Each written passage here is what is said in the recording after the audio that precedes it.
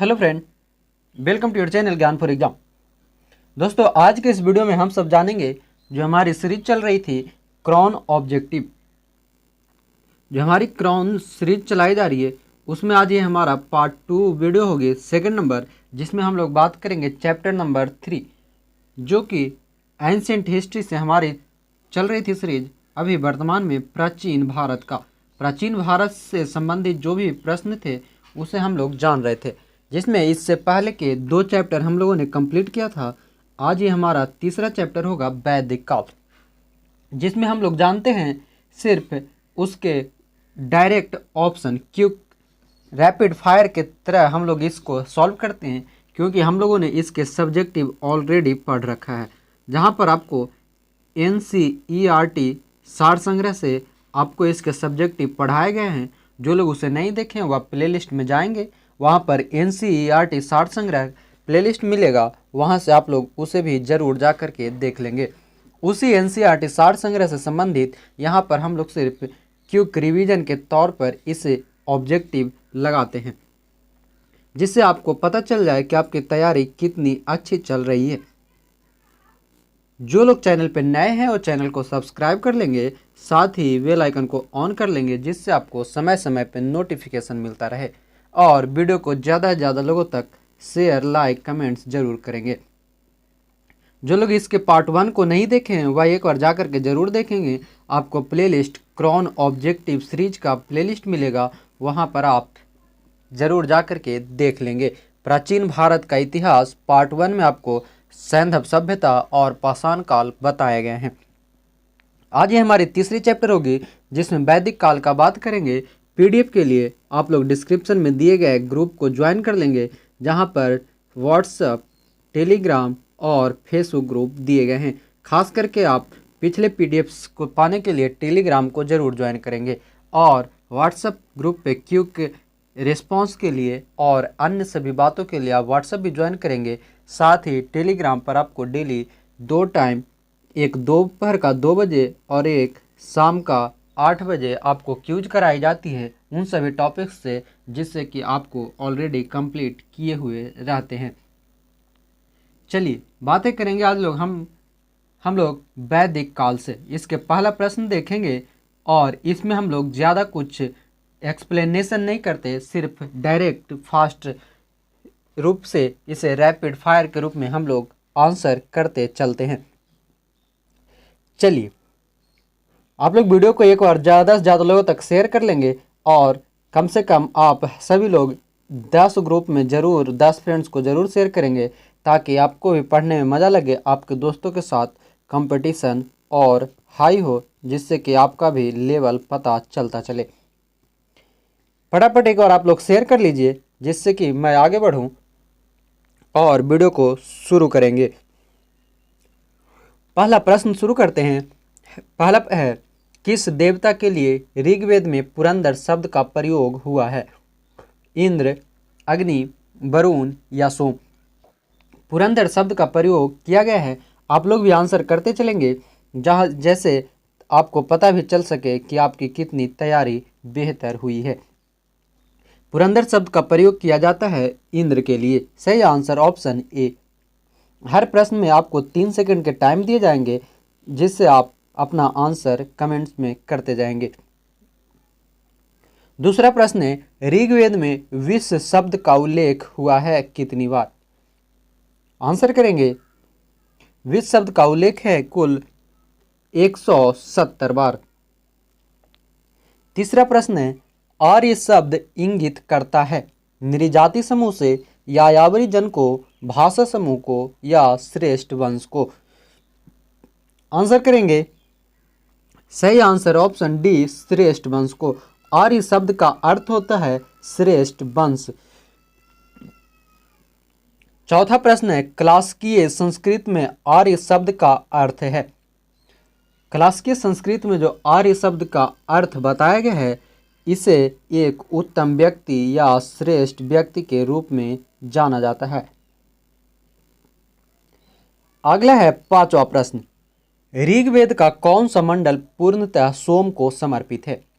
Answer करते चलेंगे फटाफट आप लोग भी। 7वां मंडल, 8वां मंडल, 9वां मंडल या 10वां मंडल? सोम को जो समर्पित मंडल है वह है 9वां मंडल। आगे छठा प्रश्न, निम्नलिखित में से किस एक वैदिक साहित्य में मोक्ष की चर्चा मिलती है? ऋग्वेद, परिवर्ती संहिताएं, ब्राह्मण या उपनिषद? मोक्ष की चर्चा की बात की गई है उपनिषद में। अगला प्रश्न है 7 नंबर, धर्म तथा रीत। धर्म तथा रीत भारत की प्राचीनतम वैदिक सभ्यता के एक केंद्रीय विचार को चित्रित करते हैं। इस संदर्भ में निम्नलिखित कथनों पर विचार करें। कथन पहला है, धर्म व्यक्ति के दायित्वों एवं स्वयं तथा दूसरों के प्रति व्यक्तिगत कर्तव्य की संकल्पना था। दूसरा कथन है, रीत मूलभूत नैतिक विधान था जो सृष्टि और उसमें अंतर्निहित सारे तत्वों के क्रियाकलापों को संचालित करता था। उपयुक्त में से कौन सा या कौन से कथन सही है? सही आंसर है ऑप्शन नंबर सी, 1 और 2 दोनों। आगे है 8वां प्रश्न, प्राचीन भारत में निशाका से जाने जाते थे। निशाका के रूप में जाना जाता था वह है स्वर्ण आभूषण। स्वर्ण आभूषण को निशाका के रूप में जाना जाता था। अगला प्रश्न है 9 नंबर, निम्न में से किस नदी को ऋग्वेद में मातेतमा, देवीतमा तथा नदीतमा संबोधित किया गया है? आंसर करेंगे, आप लोग को बताया गया है उस सीरीज में जब एनसीईआरटी बुक्स पढ़ाई गई है वहाँ पर। जो लोग उसे नहीं देखे हैं उसे भी जाकर के एक बार ज़रूर देख लेंगे ताकि आपकी कन्फ्यूजन दूर हो जाए। बाद में आप लोग कमेंट करते हैं सर आप उस एक्सप्लेन नहीं करते, तो अगर यहाँ पर भी एक्सप्लेन करना शुरू करें तो फिर आप लोगों को ही प्रॉब्लम होनी शुरू हो जाएगी। इसलिए उसे भी जाकर के एक बार ज़रूर देख लेंगे जिससे आपको समझ में आ जाए कितने लेवल तक की पढ़ाई हुई है। मातेतमा, देवीतमा और नदीतमा संबोधित किया गया है सरस्वती नदी को। 10वां प्रश्न है, आयुर्वेद अर्थात जीवन का विज्ञान का उल्लेख सर्वप्रथम मिलता है। आयुर्वेद या जीवन का विज्ञान का जो लेख मिलता है हमें वह है ऋग्वेद में। आगे 11वां प्रश्न, प्रतिलोम विवाह तब माना जाता था जब, आंसर करेंगे, जब प्रतिलोम विवाह का मतलब है जब उच्च वर्ण की नारी निम्न वर्ण के पुरुष के साथ विवाह कर लेती है उसे प्रतिलोम विवाह कहा जाता है। अनुलोम विवाह की बात करें तो जब उच्च वर्ण का पुरुष निम्न वर्ग की नारी से विवाह करता है तब उसे अनुलोम विवाह कहा जाता था। 12वां प्रश्न, आर्यकालीन शब्द अधिवास से तात्पर्य था। अधिवास से तात्पर्य था कमर के ऊपर पहने जाने वाला वस्त्र। आगे है 13वां प्रश्न, निम्नलिखित में वह दस्तकारी कौन सी है जो आर्यों द्वारा व्यवहार में नहीं लाई गई थी? मृदभांड या पॉटरी, आभूषण, बढ़ईगिरी, काष्ठकारिता, लुहारगिरी? इनमें सही आंसर है ऑप्शन डी, लुहारगिरी, जो कि आर्यों द्वारा व्यवहार में नहीं लाई गई थी। आप लोग प्रश्न को भी ध्यान में रखेंगे, नहीं या कौन सा या कौन से नहीं, ये सभी को। 14वां प्रश्न, महाभारत मूलतः किस रूप में जानी जाती है? महाभारत को अन्य दूसरे नाम में जय संहिता के नाम से जानी जाती है। 15वां प्रश्न, पुराणों की संख्या कितनी है? आंसर करते चलेंगे आप लोग और वीडियो को एक बार जरूर शेयर कर लेंगे। पुराणों की संख्या कुल है 18वां। आप लोग एक बार कम से कम अपने 10 फ्रेंड्स को और अपने सभी ग्रुप में एक बार जरूर शेयर कर लें ताकि कम से कम 100 लोग एक साथ आप लोग के साथ जुड़ सके। कम से कम हमारी टारगेट आज की है 100 लोग, उसे आप लोग जरूर अभी पूरा करेंगे। अगला प्रश्न है 16 नंबर, 800 से 600 ईसा पूर्व का काल किस युग से जुड़ा है? 800 से 600 ईसा पूर्व की जो काल है यह जानी जाती है ब्राह्मण युग का। 17वां प्रश्न, ऋग्वेद की मूल लिपि थी देवनागरी, खरोष्टी, पाली या ब्राह्मी? ऋग्वेद की जो मूल लिपि है वह है ब्राह्मी लिपि। 18वां प्रश्न, निम्नलिखित में से किसे भारतीय परमाणुवाद का जनक कहा जाता है?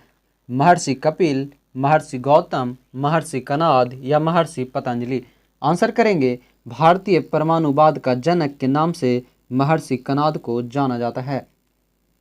19वां प्रश्न, ऋग्वेद में अघन्य यानी बद्ध योग नहीं शब्द का प्रयोग किसके लिए किया गया था?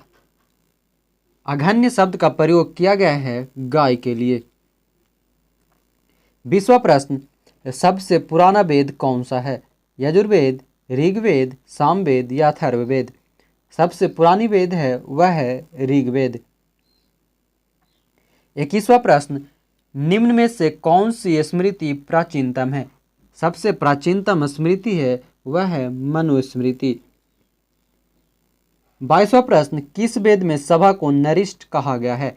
नरिष्ठ कहा गया है अथर्ववेद को। 23वां प्रश्न, सूची 1 को सूची 2 से सुमेलित कीजिए तथा निम्न दिए गए कोट से सही उत्तर चुनें। यहाँ पर सूची 1 और सूची 2 दिए गए हैं, जिनमें अगर बात करें तो ऋग्वेद का संबंध है ऐतरेय ब्राह्मण से, सामवेद का संबंध है पंचविश ब्राह्मण से, अथर्ववेद का संबंध है गोपथ ब्राह्मण से और यजुर्वेद का संबंध है शतपथ ब्राह्मण से। यानी सही आंसर है 3, 4, 1, 2 ऑप्शन नंबर सी। 24वां प्रश्न, त्रयी नाम है? त्रयी नाम है, आंसर करेंगे। बार बार मुझे बीच में बोलना सही नहीं लगता। आंसर करेंगे, शेयर करेंगे। आप लोग एक बार स्वेच्छा से शेयर कर लेंगे और आंसर तो आप लोग करते ही चलेंगे। त्रयी नाम है वह है 3 वेदों का। 25वां प्रश्न, निम्नलिखित में से कौन सी प्रथा चतुष्टय वेदोत्तर काल में प्रचलित हुई? ब्रह्मचार्य, गृहस्थाश्रम, वानप्रस्थ और संन्यास। यह जो 4 है यह है हमारी चतुर्थष्ट वेदोत्तर काल में प्रचलित होने वाली। 26वां प्रश्न, यज्ञ संधि विधि विधानों का पता चलता है किससे? यज्ञ का पता चलता है यजुर्वेद से। 27वां प्रश्न, ऋग्वेद में उल्लिखित यव शब्द किस कृषि उत्पाद हेतु प्रयुक्त किया गया है? यव का प्रयोग जौ के लिए किया गया था। ऐसे ही आंसर करते चलेंगे आप लोग। 28वां प्रश्न, जिस ग्रंथ में पुरुष मेघ का उल्लेख हुआ है वह है? पुरुष मेघ का उल्लेख किया हुई है शतपथ ब्राह्मण में। 29वां प्रश्न, ऋग्वेद में सर्वाधिक संख्या में मंत्र संबंधित है किससे? इंद्र से, वरुण से, विष्णु से, यम से? सर्वाधिक मंत्र जो संबंधित है वह है इंद्र से। 30वां प्रश्न, ऋग्वैदिक काल के प्रारंभ में निम्न में से किसे महत्वपूर्ण मूल्यवान संपत्ति समझा जाता था? यह गाय को महत्वपूर्ण मूल्यवान संपत्ति के रूप में ऋग्वैदिक काल में जानी जाती थी। 31वां प्रश्न, प्राचीनतम विवाह संस्कार का वर्णन करने वाला विवाह सूक्त किस में पाया जाता है? विवाह सूक्त पाई जाती है ऋग्वेद में। 32वां प्रश्न, भारतीय संगीत का उद्गम किस में खोजा जा सकता है? भारतीय संगीत का उद्गम संगीत की चर्चा की गई है हमारे सामवेद में। 33वां प्रश्न, संस्कारों की कुल संख्या कितनी है? कुल है 16 संस्कार। ऐसे ही आप लोग आंसर करते चलेंगे जिससे कि आपको भी मजा आए और सभी फ्रेंड्स भी आपके साथ कॉम्पिटिटिव के तौर पे आपके साथ जुड़े रहें, कॉम्पिटिट कर सके। 34वां प्रश्न, निम्नलिखित में से किसे ऋग्वेद में युद्ध देवता समझा जाता है? युद्ध देवता के रूप में जानी जाती है इंद्र को। 35वां प्रश्न, ऋग्वेद में संपत्ति का प्रमुख रूप क्या है? संपत्ति का प्रमुख रूप बताया गया है गोधन को। 36वां प्रश्न, वैदिक युगीन सभा क्या है? वैदिक युगीन जो सभा थी एक प्रकार की मंत्री परिषद थी। बहुत अच्छा, ऐसे ही आंसर करते चले आप लोग भी। 37वां प्रश्न, 14वीं सदी ईस्वी पूर्व का एक अभिलेख जिसमें वैदिक देवताओं का वर्णन है प्राप्त हुआ है। वैदिक देवताओं का जो वर्णन है यह प्राप्त हुई है हमें बोगज कोई से। 38वां प्रश्न, प्राचीन काल में आर्यों के जीविकोपार्जन का मुख्य साधन था? सही आंसर ऑप्शन सी, शिल्प क्रम। 39वां प्रश्न, सूची 1 को सूची 2 से सुमेलित कीजिए तथा सूचियों के नीचे दिए गए कूट से सही उत्तर चयन करें। सूची 1 है वैदिक नदी और सूची 2 है उसके आधुनिक नाम। अगर हम बात करें कुभा जो जानी जाती है वह है काबुल को परुसनी कहा जाता है, रावी नदी को सदा नीरा कहा जाता है, गंडक नदी को, और सतुद्री कहा जाता है सतलज को। यानी सही आंसर है 2, 3, 1, 4, ऑप्शन नंबर बी।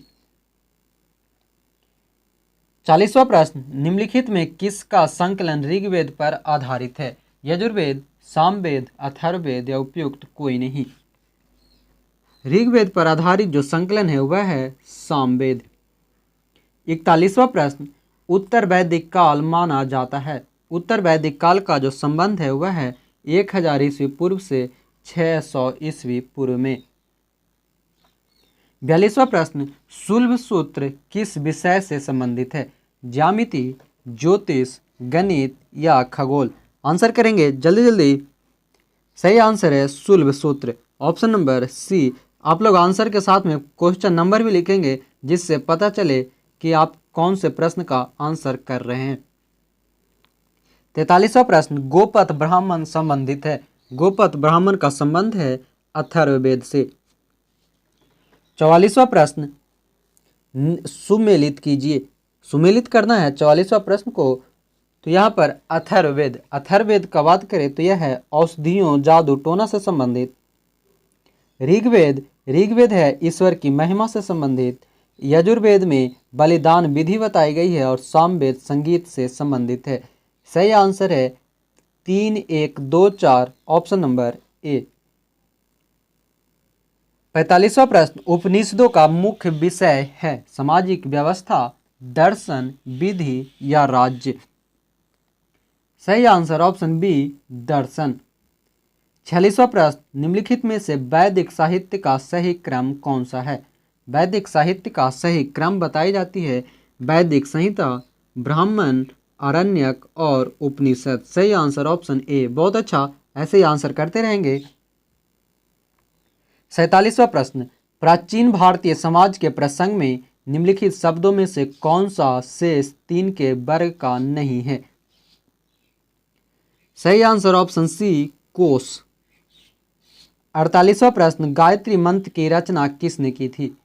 गायत्री मंत्र की रचना की गई है विश्वामित्र द्वारा। 49वां प्रश्न, निम्नलिखित में से पूर्व वैदिक आर्यों का सर्वाधिक लोकप्रिय देवता कौन था? वरुण, विष्णु, रुद्र या इंद्र?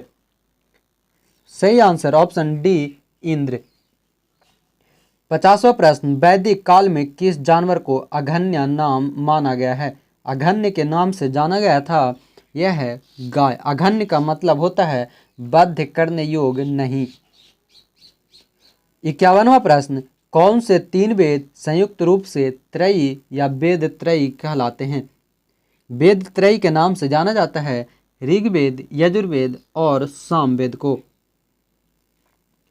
52वां प्रश्न, ऋग्वैदिक आर्य पशुचारी लोग थे, यह इस तथ्य से पुष्ट होता है कि? आंसर करेंगे, ऋग्वेद में गाय के अनेक संदर्भ हैं। अधिकांश युद्ध गायों के लिए लड़े गए थे और पुरोहितों को दिए जाने वाला उपहार प्रायः गायें होती थी, न कि जमीन। यह सही है, यानी सही आंसर ऑप्शन नंबर डी, उपयुक्त सभी।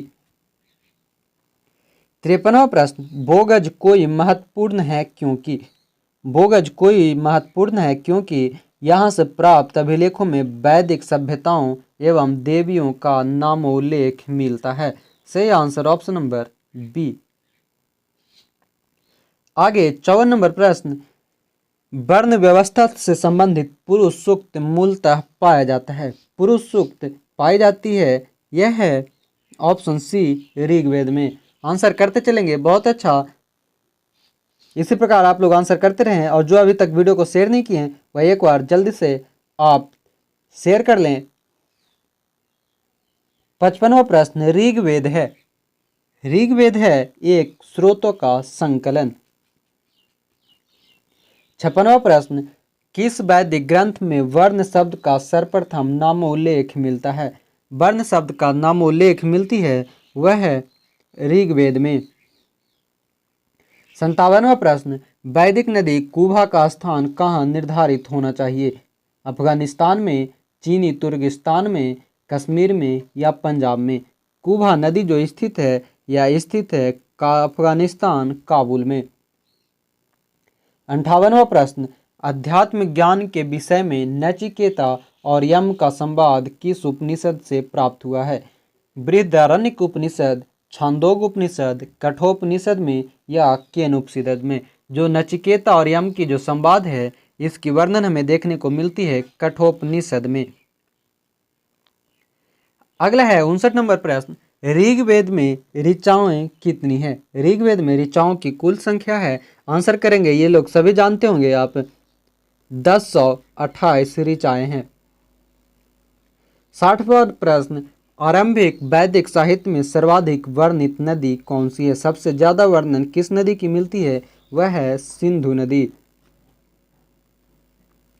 61वां प्रश्न, निम्नलिखित में से कौन सी वह ब्रह्मवादिनी थी जिसने कुछ वेद मंत्रों की रचना की थी? सही आंसर ऑप्शन ए लोपामुद्रा। 62वां प्रश्न, निम्नलिखित 4 वेदों में से किस एक में जादुई माया और वशीकरण का वर्णन है? ऋग्वेद, यजुर्वेद, अथर्ववेद या सामवेद?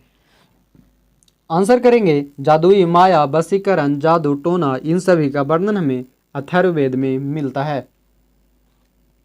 63वां प्रश्न, वैदिक नदी अस्किनी की पहचान निम्नांकित नदियों में से किस एक के साथ की जाती है? अस्किनी नदी के नाम से वैदिक काल में जाना जाता था चेनाब नदी।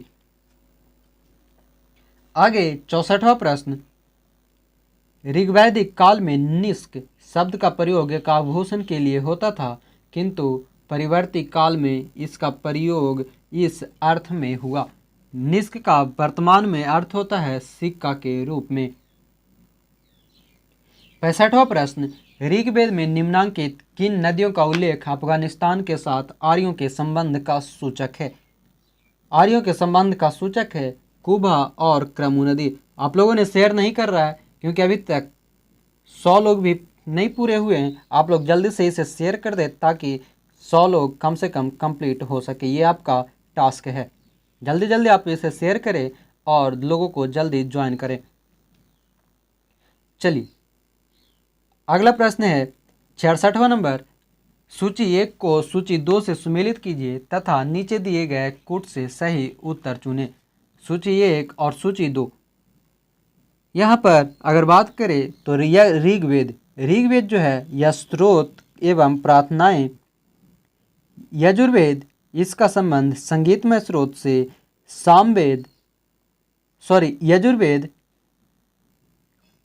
ऋग्वेद स्रोत एवं प्रार्थनाएं, यजुर्वेद स्रोत एवं कर्मकांड, सामवेद संगीतमय स्रोत और अथर्ववेद तंत्र मंत्र एवं वशीकरण। सही आंसर है 4, 2, 1, 3 ऑप्शन ए। 67वां प्रश्न, ऋग्वेद संहिता का 9वां मंडल पूर्णतः किसको समर्पित है? ऋग्वेद का जो 9वां मंडल है वह समर्पित है सोम और इस पेय पर नामकृत देवता को, यानी कि जो 9वां मंडल है यह सोम देवता को समर्पित है, साथ ही सोम नाम की एक पेय पदार्थ भी है उसको समर्पित है। 68वां प्रश्न, उपनिषद काल के राजा अश्वपति शासक थे कहाँ के? काशी के, केकई के, पांचाल के या विदेह के? राजा अश्वपति शासक थे केकई के। 69वां प्रश्न, किस वेद में सभा और समिति को प्रजापति की 2 पुत्रियां कहा गया है? अथर्ववेद में सभा और समिति प्रजापति की 2 पुत्री के रूप में जानी गई है अथर्ववेद में। 70वां प्रश्न, ऋग्वेद काल में जनता निम्न में से मुख्यतः किस में विश्वास करती थी? मूर्ति पूजा, एकेश्वरवाद, देवी पूजा या बलि एवं कर्मकांड? जल्दी जल्दी आप शेयर करेंगे, इसमें अब बहुत ही कम प्रश्न बचे हैं। अभी तक 100 लोग भी ज्वाइन नहीं हुए हैं, आप लोग इसे जरूर शेयर करके 100 लोग को जरूर ज्वाइन करें। सही आंसर हो जाएगा ऑप्शन नंबर डी, बलि एवं कर्मकांड संबंधित थे, इसमें विश्वास करते थे। 71वां प्रश्न, ऋग्वैदिक काल में निष्क किस अंग का आभूषण था? निष्क जो था यह थी गला का आभूषण। 72वां प्रश्न, वैदिक युग में प्रचलित लोकप्रिय शासन प्रणाली थी?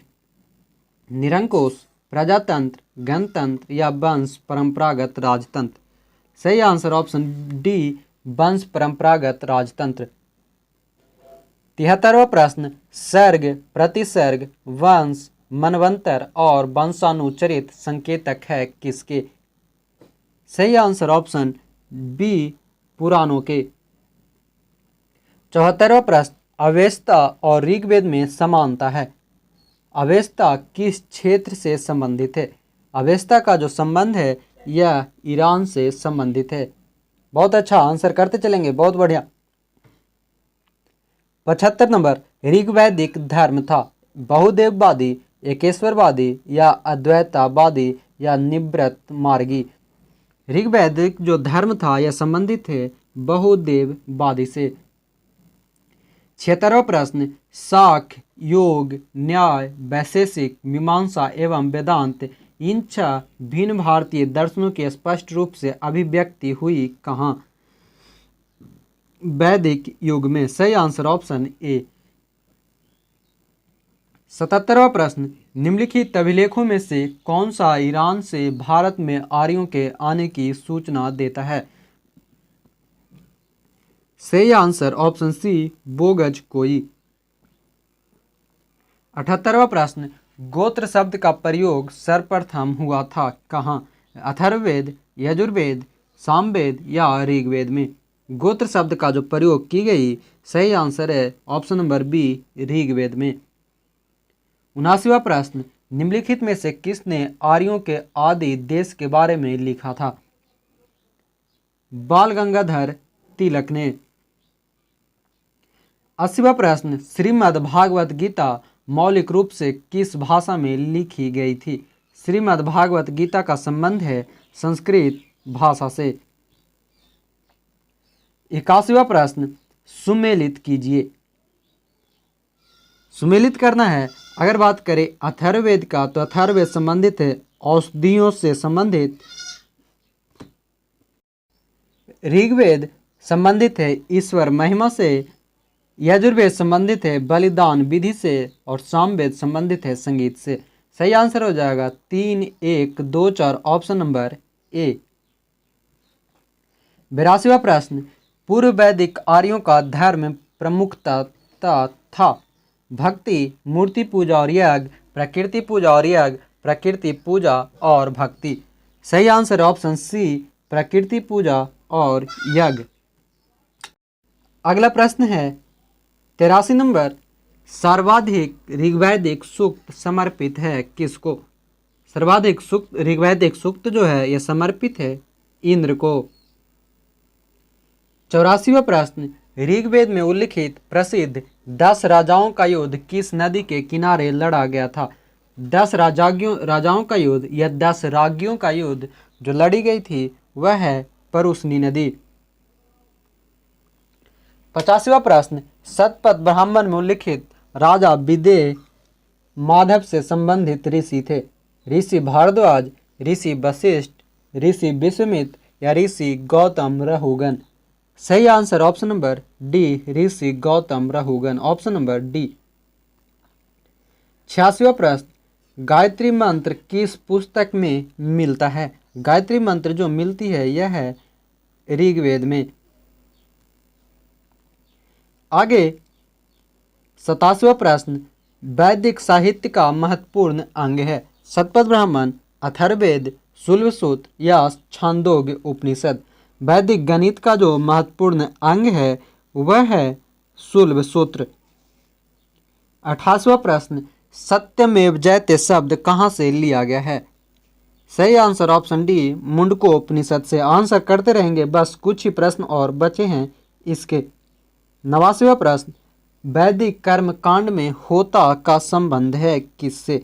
होता या होत्री का जो संबंध है वह है ऋग्वेद से। होता या होत्री दोनों का संबंध है ऋग्वेद से। 90 प्रश्न, सत्यकाम जावल की कथा जो अनब्याही माँ के लांछन को चुनौती देती है उल्लेखित है किसमें? जावल उपनिषद में, प्रश्नोपनिषद में, छंदोग उपनिषद में और कठोपनिषद में। आंसर करेंगे क्योंकि यह हमारे इस चैप्टर के आखिरी प्रश्न है। अंत भला तो सब भला। आप लोग इसका सही आंसर करेंगे और एक बार वीडियो को शेयर कर देंगे। सही answer option number C, Chandogya Upanishad में। इस प्रकार हमारा जो था चैप्टर नंबर 3 वह कंप्लीट हुआ, वैदिक काल। आपके कुल 90 प्रश्न में कितने सही आंसर हुए यह हमें जल्दी से आप कमेंट करें और उसके बाद आगे बढ़ते हैं। साथ ही वीडियो को ज़्यादा से ज़्यादा लोगों तक अभी भी टाइम है शेयर कर दें। हम लोग आगे एक चैप्टर और जानेंगे इसी वीडियो में। हम लोग अब इसी वीडियो में जानेंगे जो चैप्टर नंबर है 1.7, यानी कि इस चैप्टर में दी गई है 6वीं शताब्दी ईस्वी पूर्व राजनीतिक दशा, जिसे कि हम जानते हैं महाजनपद काल। महाजनपद काल के बारे में हम लोग जानेंगे। आप लोग कन्फ्यूजन नहीं रखेंगे। हम लोगों ने अभी जाना था जो इसके पहले वह था 1.3 जहाँ पर थी वैदिक काल। उसके आगे जो है 1.4, 5 और 6 में जहाँ पर आपको जैन धर्म, बौद्ध धर्म और शैव और भागवत धर्म दिए गए हैं। इन सभी तीनों पार्ट को हम लोग एक वीडियो में करेंगे जहाँ पर तीनों धर्म एक साथ हो जाएंगे, इसलिए उसको यहाँ पर अभी स्किप किया जा रहा है। हम लोग सीधे बात करेंगे 1.7 नंबर चैप्टर जहाँ पर है महाजनपद काल। यहाँ पर जो कुछ प्रश्न दिए गए हैं, छोटे से वीडियो होंगे, छोटे पार्ट, उसे हम लोग यहाँ पर कंप्लीट कर लेते हैं। अगला पार्ट जो हमारी आएगी उसमें हम सब जान लेंगे एक साथ में सभी धर्म के बारे में। यहाँ पर शुरू करेंगे तो PDF एडिट करने में थोड़ी सी प्रॉब्लम हो गई है। पहला और दूसरा प्रश्न छूट गए थे, मैं आपको बता दे रहा हूँ। पहला प्रश्न आप ध्यान से सुन लेंगे। महाजनपद काल की जो पहला प्रश्न है वह है 6वीं सदी ईसा पूर्व के दौरान बड़े राज्यों के उदय का मुख्य कारण क्या था। ऑप्शन बता रहे हैं आपको, ध्यान से सुनेंगे। पहला ऑप्शन है उत्तर प्रदेश और बिहार में व्यापक पैमाने पर लोहे का उपयोग। दूसरा ऑप्शन जनजातीय समाज में अधिक व्यवस्थित जीवन का मार्ग प्रशस्त किया। तीसरा ऑप्शन है व्यापार एवं वाणिज्य का उल्लेख विकास। और चौथा ऑप्शन है इनमें से कोई नहीं। इसका जो सही आंसर हो जाएगा ऑप्शन नंबर ए, उत्तर प्रदेश और बिहार में व्यापक पैमाने पर लोहे का उपयोग हुआ। अब देखेंगे दूसरा प्रश्न। दूसरा प्रश्न जो है वह है बज्जी सभा के विरुद्ध मगध राज्य के किस शासक ने प्रथम बार रथमूलक तथा महाशिला कंटक नामक गुप्त हथियारों का प्रयोग किया था। ऑप्शन है ए अजातशत्रु, बी चंद्रगुप्त मौर्य, सी कालाशोक और डी उदयन। सही आंसर हो जाएगा रथमूलक और महाशिला कंटक का प्रयोग करने वाला वह है अजातशत्रु। अब हम लोग बात करेंगे तीसरा प्रश्न। तीसरा प्रश्न जो हमारी है वह कुछ इस प्रकार से है।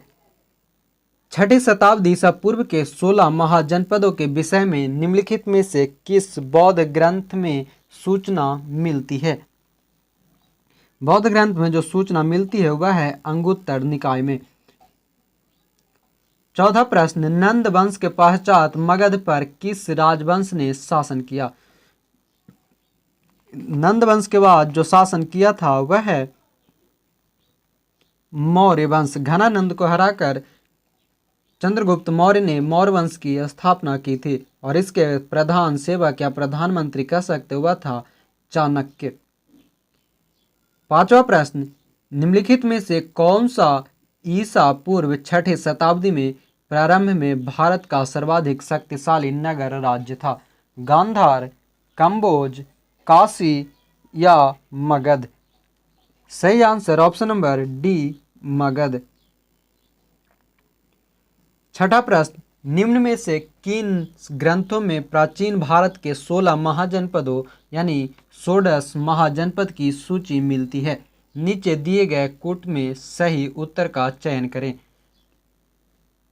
सही आंसर हो जाएगा इसके ऑप्शन नंबर ए 2 और 4 यानी कि अंगुत्तर निकाय जो कि बौद्ध धर्म से संबंधित है और भगवती सूत्र जो कि जैन धर्म से संबंधित है।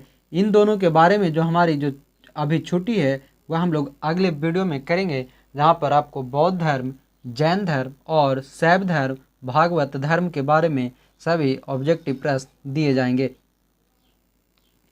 7वां प्रश्न, सूची 1 तथा सूची 2 को सुमेलित कीजिए तथा सूचियों के नीचे दिए गए कूट की सहायता से सही उत्तर चुनिए। सूची 1 है उत्तर प्रदेश के अधीन जनपद और सूची 2 है राजधानी। यहाँ 7वां का सही आंसर हो जाएगा कुरु। कुरु की बात करें तो वह इंद्रप्रस्थ, पांचाल, पांचाल की बात करें तो अहिच्छत्र, कौशल की बात करें तो कौशाम्बी, कौशल की साकेत और वत्स की कौशाम्बी। सही आंसर ऑप्शन नंबर बी 4, 3, 1, 2। आगे 8वां प्रश्न, 6ठी शताब्दी ईस्वी पूर्व का मत्स्य महाजनपद स्थित था। मत्स्य महाजनपद या जो स्थित है यह है राजस्थान में। अगला है 9वां प्रश्न, निम्न में से कौन सा युग्म उपयुक्त जोड़ी है? पार्श्वनाथ, जंत्रिका, बिंदुसार, शाक, स्कंदगुप्त, मौर्य, चेतक, लिच्छवी। जो युग्म है वह सही आंसर है option number D, Chetak, Lichchhavi. आप लोग आंसर करते रहेंगे इसी तरह से, बहुत अच्छा। 10वां प्रश्न, चंपा किस महाजनपद की राजधानी थी? चंपा जो थी यह राजधानी है अंग की राजधानी चंपा। 11वां प्रश्न, भारत के प्राचीनतम प्राप्त सिक्के किसके थे? तांबे के, सोने के, रांगा के या चांदी के? प्राचीनतम सिक्के थे वह है चांदी के। 12वां प्रश्न, उज्जैन का प्राचीन काल में नाम क्या था? तक्षशिला, इंद्रप्रस्थ, अवंतिका या इनमें से कोई नहीं? उज्जैन का प्राचीनतम नाम था वह है अवंतिका। 13वां प्रश्न, कालपी नगर किस नदी के तट पर स्थित है? गंगा, यमुना, नर्मदा या कृष्णा? कालपी नदी का संबंध है यमुना नदी से। 14वां प्रश्न, शिशुनाग वंश का कौन सा शासक था जिसके समय में वैशाली में द्वितीय बौद्ध संगीत का आयोजन किया गया? उसे काकवर्ण के नाम से भी जाना जाता है। बौद्ध धर्म का दूसरा बौद्ध संगीति किसके समय में हुआ था? तो यह हुई थी कालाशोक के समय में, और यह हुई थी वैशाली में। दूसरा बौद्ध संगीति जो था वह हुई थी वैशाली में। पहला हुई थी राजगीर में अजातशत्रु के समय में। तीसरा हुई थी पावापुरी में, पाटलिपुत्र में, और चौथा हुई थी कुंडलवन कश्मीर में। 15वां प्रश्न, निम्न राजाओं पर विचार कीजिए। अजातशत्रु, बिंदुसार और प्रसेनजित, इनमें से कौन कौन बुद्ध के समकालीन थे? बुद्ध के समकालीन जो राजा है वह है अजातशत्रु और प्रसेनजित। सही आंसर ऑप्शन नंबर सी। 16वां प्रश्न, पाटलिपुत्र के संस्थापक थे उदयन, अशोक, बिंबिसार या महापद्मनंद? पाटलिपुत्र के संस्थापक माने जाते हैं उदयन। 17वां प्रश्न, अभिलेख ही एक साक्ष्य से प्राप्त होता है कि नंद राजा के आदेश से एक नहर खोदी गई थी। यह सही आंसर है ऑप्शन नंबर सी, कलिंग में। आप लोग भी आंसर करते रहेंगे और वीडियो को ज़्यादा से ज़्यादा लोगों तक अपने फ्रेंड्स में शेयर जरूर करेंगे। 18वां प्रश्न, ईसा पूर्व 6ठी सदी में विश्व की प्रथम गणतंत्रात्मक व्यवस्था कहाँ थी? पहली गणतंत्रात्मक थी वैशाली के लिच्छवी में। जो वैशाली में लिच्छवी है वह पहला गणतंत्र था। 19वां प्रश्न, निम्न मगध राजवंशों को कालानुक्रम व्यवस्थित कीजिए। नंद वंश, शुंग वंश, मौर्य वंश, हर्यक वंश।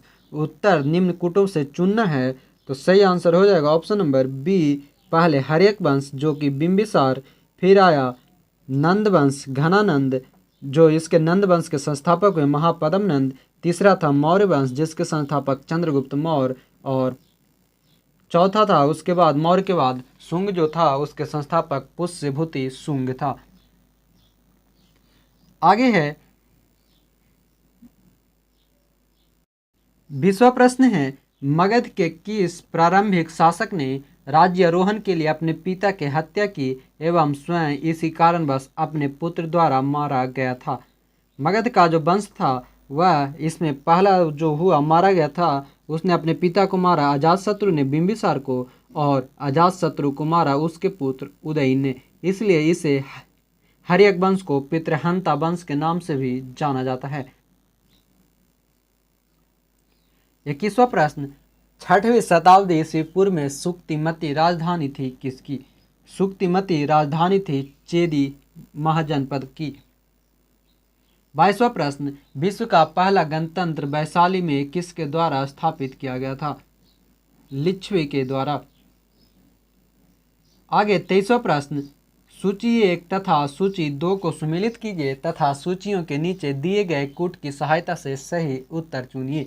सूची 1 है राजा और सूची 2 है राज्य। आंसर की बात करें तो यहाँ पर प्रद्योत अवंती का राजा था। उदयन था वत्स का राजा, उदयन वत्स का राजा, प्रसेनजित कौशल का राजा और अजातशत्रु मगध का राजा। सही आंसर ऑप्शन नंबर सी। 24वां प्रश्न, निम्नलिखित कथन ए और बी को पढ़े और नीचे दिए गए कूटों से सही उत्तर का चयन करें। कूट ए है, विश्व के सभी भागों में ईस्वी पूर्व 6ठी शताब्दी एक महान धार्मिक उथल पुथल का काल था। और बी है, वैदिक धर्म बहुत जटिल हो चुका था। इसके कूट में जो सही आंसर होगा, सही आंसर 24 नंबर का यह है। दोनों ए और बी सही है, ऑप्शन नंबर बी। 25वां प्रश्न, शिशुनाग ने किस राज्य का विलय मगध साम्राज्य में नहीं किया? ध्यान रखेंगे, नहीं किया है अवंती, वत्स, कौशल या काशी।